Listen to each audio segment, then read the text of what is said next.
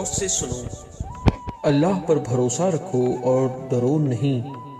جتنی محبت تم اپنے رزق سے رکھتے ہو، تمہارا رزق اس سے زیادہ تم سے محبت رکھتا ہے، اور صرف اس لیے دیر لگا رہا ہے کیونکہ تم اپنی ذات کی نفی نہیں کر رہے۔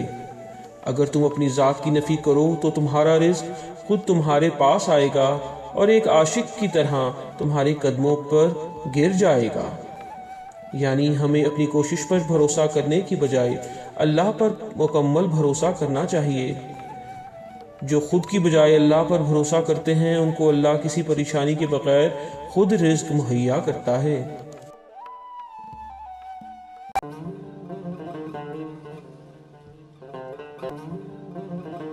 جب کسی عمارت کو دوبارہ تعمیر کرنا ہوتا ہے تو اس کی بنیادوں کو کھودنا پڑتا ہے۔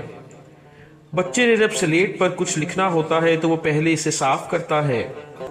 اسی طرح جب اللہ نے ہمارے دل کی سلیٹ پر اپنے اسرار لکھنے ہوتے ہیں تو وہ اس کو آنسوؤں اور خون یعنی تکلیفوں کے پانی سے دھوتا ہے۔ سو بنیاد کا گرنا اور سلیٹ کا صاف کرنا آنے والی بہتر چیزوں کی خوشخبری ہے۔ یعنی جب اللہ ہمیں تکلیفیں دیتا ہے یا ہم سے کچھ لے لیتا ہے تو در حقیقت وہ ہمیں بہتر چیز دینا چاہتا ہے۔ سو ظاہری تکلیفیں اور نقصانات خوشخبری ہیں کہ ہمیں جلد ہی بہتر چیزیں ملنے والی ہیں۔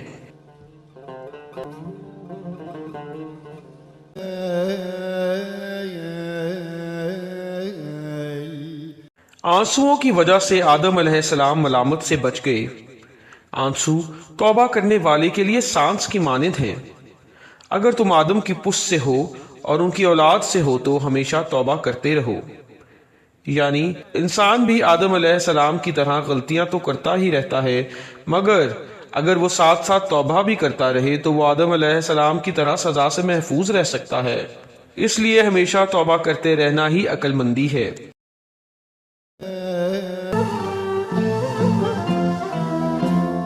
خوش نصیب ہے وہ شخص جو اپنی کوتاہیاں دیکھ سکے، اور اگر کوئی اس کو اس کی کوتاہیوں کے بارے میں بتائے تو اس کو خوش دلی سے قبول کرے۔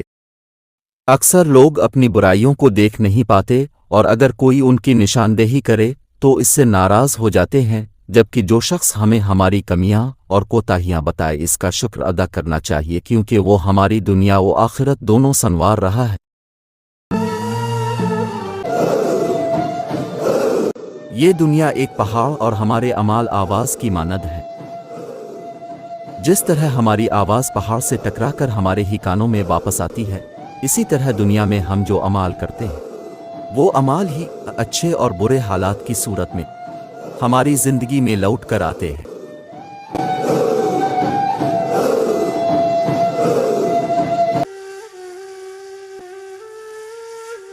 جہاں اللہ پر توکل کرنا ضروری ہے وہاں اسباب اختیار کرنا بھی سنت ہے۔ آپ نے با آواز بلند فرمایا کہ اونٹ کو باندھ کر اللہ پر توکل کرو۔ اللہ پر توکل کرتے وقت اسباب سے بے پرواہی مت برتو، یعنی اللہ پر توکل کے ساتھ ساتھ اپنے حصے کا کام کرنا بھی لازم ہے۔ رسول کی یہی تعلیم ہے کہ پہلے اپنے حصے کا کام کرو اور پھر اللہ پر توکل کرو۔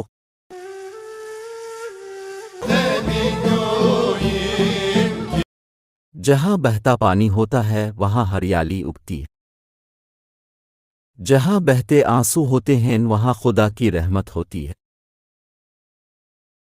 پانی کی چیکی کی طرح نم آنکھوں والے بنو تاکہ تمہاری روح کے صحن میں ہریالی اگے، یعنی اللہ کی یاد میں رونے اور اپنے گناہوں پر نادم ہونے سے روحانی ترقی ہوتی ہے۔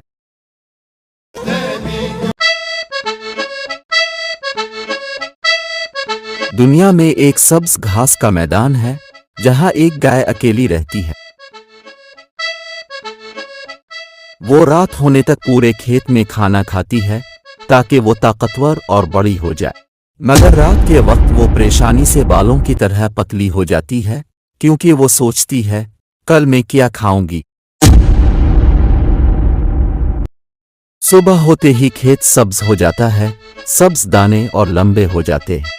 گائے رات تک اس گھاس کو پوری طرح کھا جاتی ہے، وہ پھر سے موٹی اور بڑی ہو جاتی ہے، اس کا جسم چربی اور طاقت سے بھر جاتا ہے۔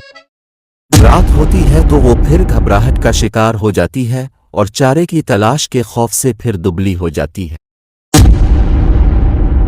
یہ سوچ کر کہ میں کل کھانے کے وقت کیا کھاؤں گی۔ وہ گائے کئی سالوں سے یہی کرتی آ رہی ہے، وہ کبھی نہیں سوچتی میں ان تمام سالوں میں اس چراگاہ سے کھاتی رہی ہوں، میرا چارہ ہمیشہ وقت پر پہنچا ہے، پھر یہ خوف و غم اور دل کی جلن کیا ہے۔ جب رات ہوتی ہے تو موٹی گائے پھر سے دبلی ہو جاتی ہے، یہ سوچ کر افسوس چارہ ختم ہو جائے گا۔ یہ گائے ہمارا نفس ہے اور میدان یہ دنیا ہے جہاں ہم رزق کے خوف سے دبلے ہوئے جاتے ہیں، یہ سوچ کر کہ میں مستقبل میں کیا کھاؤں گا، میں کل کے لیے کھانا کہاں سے تلاش کروں۔ اپنے برسوں کھایا ہے اور کھانا کبھی ختم نہیں ہوا۔ مستقبل کو چھوڑ کر ماضی کو دیکھیں، جو کھانا اور لذیذ چیزیں اب پہلے ہی کھا چکے ہیں ان کو ذہن میں رکھیں، آنے والی چیزوں کے بارے میں مت سوچیں اور دکھی نہ ہوں، اور حوصلہ رکھیں کہ جس طرح ماضی میں آپ کا رزق اب تک پہنچتا رہا ہے، اسی طرح مستقبل میں بھی آپ کا رزق اب تک پہنچتا رہے گا۔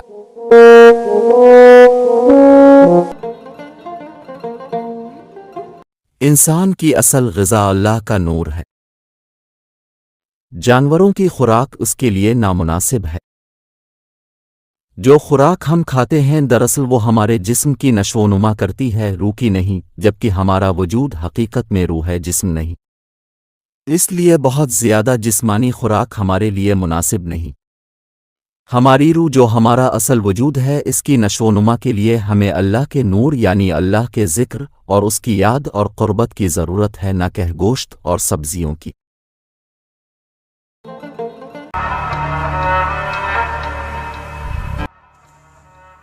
یہ سوچ کل میں یہ کروں گا یا میں وہ کروں گا انتخاب کی طاقت کا ثبوت ہے۔ اگر اللہ کے سوا کسی کے پاس اختیار نہیں ہے تو جس نے تمہارے خلاف جرم کیا ہے اس پر تم ناراض کیوں ہوتے ہو؟ جب جسم اور نفس کی خواہشات پورا کرنے کا وقت آتا ہے تو تمہارے پاس 20 آدمیوں جتنی طاقت آ جاتی ہے۔ جب تمہارا دوست تمہیں کسی فائدے سے محروم کرتا ہے تو تمہاری روح میں فوری اس سے جھگڑا کرنے کی طاقت آ جاتی ہے، لیکن جب خدا کی نعمتوں کا شکر ادا کرنے کا وقت آتا ہے تو تمہارے پاس انتخاب نہیں ہوتا اور تم پتھر سے بھی کمزور ہو جاتے ہو۔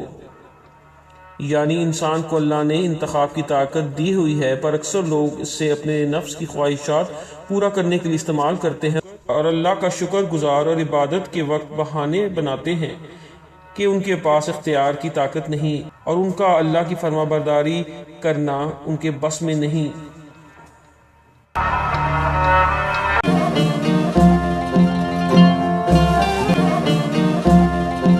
جب دو انسان ایک دوسرے کے قریب آتے ہیں بلا شبہ ان میں کچھ یکسانیت ہوتی ہے۔ ہر پرندہ اپنی ہی قسم کے پرندوں کے ساتھ اڑتا ہے، یعنی جیسے کبوتر کبوتروں کے ساتھ اڑتے ہیں، کوے کووں کے ساتھ اور طوطے طوطوں کے ساتھ، اسی طرح ہم خیال لوگ ہی ایک دوسرے کے ساتھ گھل مل پاتے ہیں۔ جو اچھے لوگ ہوتے ہیں اچھے لوگوں کے دوست بن جاتے ہیں اور برے لوگ برے لوگوں کے۔